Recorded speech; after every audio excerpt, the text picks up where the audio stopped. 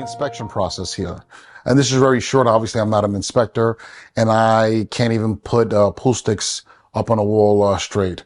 And my wife still complains about it to today. Anyway, the inspection process. If you're going to hire an inspector, it should not be just a handyman that you're friends with. You really should get someone who's licensed and insured. You're going to do the inspection. Now, unfortunately, and this happens to people, and this is one of the things I wanted to let everyone know, again, you're not in contract until you sign contracts and you get them back from the seller signed. So could you pay for an inspection and ultimately someone outbids you and gets the contract and you're out money? Yes. And legally, the seller's not required to give you that money. So I just wanted to let you know that, because that does come up a lot. Most homes are marketed as is. Do I do a fair amount of repair riders or lowering of purchase price or seller's concessions based on the fact that there are repairs that are bargained for? Yes. But all homes are technically as is. Now, when you ask for a repair request, you are making a counter offer in this sense, and your deal may die as a result of it.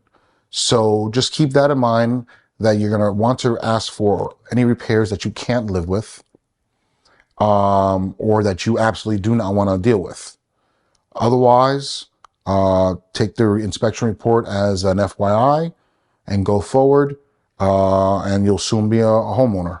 If you are going to ask for repairs, sometimes they won't do the repair and they'll give you a credit. Now, lenders don't allow for repair credits, but they do allow for sales concessions.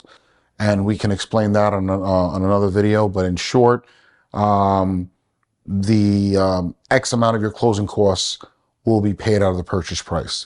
And you can use that money you had in your account for the closing costs to pay for the repairs. Your realtor and your attorney really can't tell you what repairs should be or should not be